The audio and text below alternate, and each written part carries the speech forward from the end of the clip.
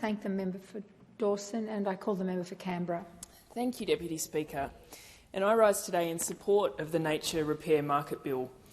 And I was in here listening to the member for Dawson just now talking about farmers. And I agree with him that farmers do a lot to take care of the land on which they have their farms. And I see that with the farmers in my own family, and I know that that's important. But what this bill is about making it easier for farmers to invest in protecting that land which they use. It's about rewarding people for looking after parts of their land, protecting areas, removing weeds, improving waterways, all those sorts of things. So it's about working with farmers and also First Nations communities to improve our land. It's a really important bill, and I want to congratulate Minister for the Environment, Tanya Plibersek, on this bill, as well as all the hard-working public servants in the Department of Climate Change, Energy and the Environment and Water for their efforts in putting it together. And I want to commend the Minister for her commitment to protect Australia's incredible natural environment and all the work that she has done in just 1 year since being sworn in. And I've been so impressed by what we have achieved as a government already in this space. And it builds on a strong Labor legacy of environmental stewardship and protection, as we are the party that have delivered every significant environmental reform in Australia's history, whether it is the protection of the Franklin River, the Daintree, Kakadu or Kagari, formerly known as Fraser Island, or whether it's the creation of the largest network of marine national parks in the world. Labor has and always will stand up for our environmental heritage. And this government is taking action to bolster that proud legacy. Our Nature Positive plan pledges the federal government to protect our land and sea and to leave it in a better state than when we found it. That's what Nature Positive means, that we want to really use every day in government to improve and care for our wonderful natural environment here in Australia, which we of course depend on as well. A stark difference to the decade of environmental decline that we saw under those opposite. And as the Minister points out in the foreword of this plan, the equation facing Australia is simple. If our laws don't change, our trajectory of environmental decline will not change either. This legislation is part of those changes, and it will help us to deliver on our Nature Positive plan. It is just one part of this plan. We're amending our environmental protection laws. Incredibly important, and something that I can discuss with my constituents on a daily basis, something that people are really keen to see laws that actually protect our environment going forward, and something that Labor is committed to delivering. We've already legislated strong climate action, and just a few weeks ago the Minister tripled the size of the Macquarie Island Marine Park. We've also committed to no new extinctions. That is a really important commitment, and one that should be, it almost sort of goes without saying, but it is a large commitment in terms of the work that is required, and it is something we are really serious about.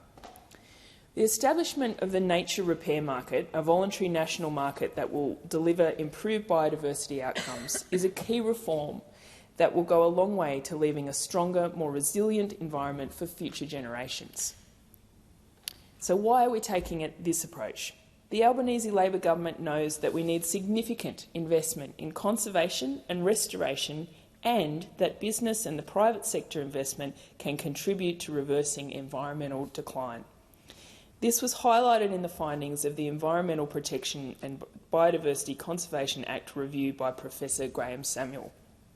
And we also know that private companies, conservation groups, farmers and other landholders are increasingly looking for ways to achieve positive outcomes for nature. A recent report prepared independently by PricewaterhouseCoopers estimates the market for biodiversity in Australia could unlock $137 billion in financial flows by 2050. This legislation responds to that incredible demand. By passing this bill, we will generate investment, job opportunities and new income streams for landholders, including First Nations, native title holders and agriculturalists. It will also deliver on Australia's international commitments by building a nature-positive economy. It is of vital importance that we protect and repair ecosystems and reverse species decline and extinction. So how will it work? Eligible landholders who undertake projects that enhance or protect biodiversity will be able to receive a tradable certificate that will be tracked through a national register. The Clean Energy Regulator, an independent statutory authority with significant experience in regulating environmental markets, will be responsible for issuing these tradable biodiversity certificates to Australian landholders. The certificates can then be sold to businesses, organisations, governments and individuals. All landholders, including First Nations Australians, conservation groups and farmers, can participate in the market. Projects will deliver long-term nature-positive outcomes through activities such as weeding, planting native species and pest control. They can be undertaken on land or water. This includes lakes and rivers as well as marine and coastal environments. Open participation and extensive opportunity for project locations will support regional Australia through jobs and nature-positive economic activity. The nature repair market will be based on science and enable First Nations Australians to foster their unique knowledge on their own terms. It will promote and enable free, prior and informed consent for projects on their land or waters, and it will create opportunities to design projects that reflect the knowledge and connection to country of First Nations peoples and to utilise their skills and knowledge for a nature-positive future. This bill is deliberately designed to encourage participation and create employment and economic opportunities for First Nations peoples. Ultimately, the establishment of the nature repair market will facilitate private investment in biodiversity, including where carbon storage projects have biodiversity co-benefits. And by establishing the market in legislation, we will ensure its ongoing integrity, encourage investment in nature and drive environmental improvements across Australia. Something that's important to highlight is that the Nature Positive Plan presents a different approach to biodiversity offsets. In this bill, we are enshrining in legislation that offsets are a last resort. Our government is already designing and consulting on new national standards for matters of national environmental significance and environmental offsets. These will be legislated under the new nature positive laws. The standards will provide certainty and confidence in the use of biodiversity offsets under Commonwealth laws. They will no longer rely on averted loss, but protection and restoration of ecosystems that provide a nature-positive outcome where avoidance and mitigation cannot prevent a significant impact. It's important to note that projects under the Nature Repair Scheme won't be used as offsets unless and until they meet the new standards. The nature repair market will be an opportunity to create supplier projects certified through purpose-designed offset methods, and it will operate in parallel with the carbon market, facilitated by having the same regulator. This alignment will encourage carbon farming projects that also deliver benefits for biodiversity. There will be administrative efficiencies in this approach and, more importantly, clear and accurate oversight of claims made in both markets. Our government acknowledges the recent review of carbon crediting led by Professor Ian Chubb. Lessons learned from the carbon market have informed the bill and will continue to be reflected upon as environmental markets develop. Overall, alignment between the carbon and nature markets will help ensure investments in land sector carbon projects deliver biodiversity co-benefits. The new register proposed by this bill will be a comprehensive and public source of information on these projects and the biodiversity they are protecting. Ensuring transparency and integrity in the market is vital, and that's what we'll do. The Nature Positive Plan reflects our commitment to restoring public accountability and trust. We want buyers to be able to invest in the market with confidence, knowing that the biodiversity certificates have integrity and represent an actual environmental improvement. There are a number of key methods in this bill which achieves this outcome. First, the bill establishes an independent expert committee which will be responsible for ensuring that projects deliver high-quality, nature-positive outcomes underpinned by a consistent approach to the measurement, assessment and verification of biodiversity. The bill also establishes a public register and citizen oversight facilitated by the Clean Energy Regulator, which will regularly publish relevant data by the Department of Climate Change, Energy, the Environment and Water. Comprehensive information about projects and certificates will be available on a public register. Additional information will be regularly published by the regulator, and there will be an active release of relevant data by the Department. This will enable Parliament and the public to monitor the scheme and provide an opportunity for citizen oversight. It will support certainty and value to the market.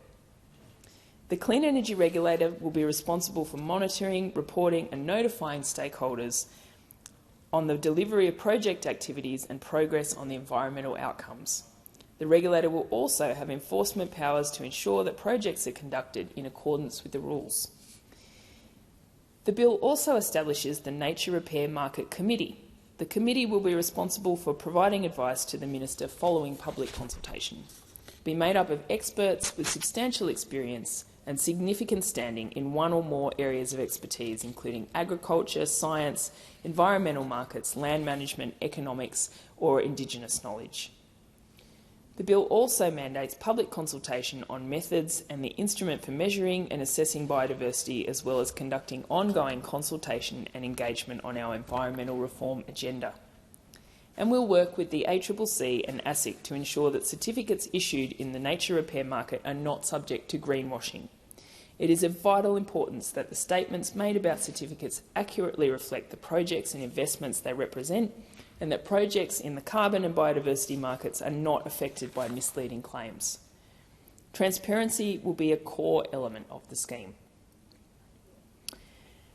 I want to just, in the time remaining, comment on I recently attended the Conservation Council's World Environment Day dinner here in Canberra, and it was a night to gather with all the environment movement here in Canberra and to celebrate and support the incredible work that they do, mostly, significantly, really mostly volunteer work that they do through land care groups and Friends of Grasslands and Friends of Waterways here in Canberra to volunteer to improve those areas. And, I'm not sure of the awareness out there that how much of that work is done by volunteers.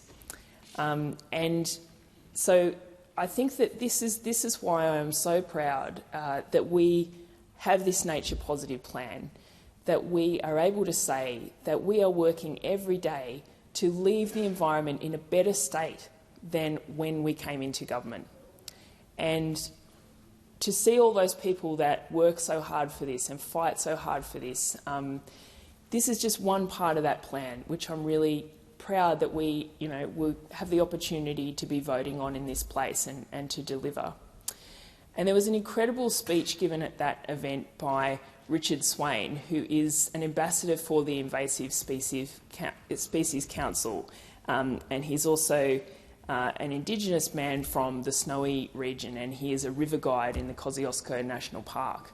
And he talked about what modern Australia, as in his words, had to learn from the ways of respecting country and caring about country, and how really the problems that we have created and the damage that we have done for our environment is because of these modern ways and the very significant changes that we need to make if we really are to change that attitude and to care for country.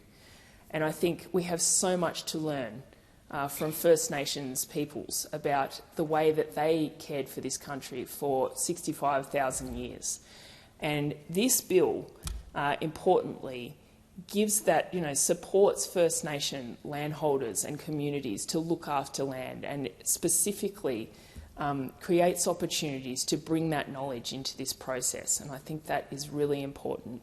And again, picking up on the previous speaker, the member for Dawson, about farmers and people in agriculture, they do work every day on the land and they do care about the land. And this is about helping them, supporting them to look after it through these methods.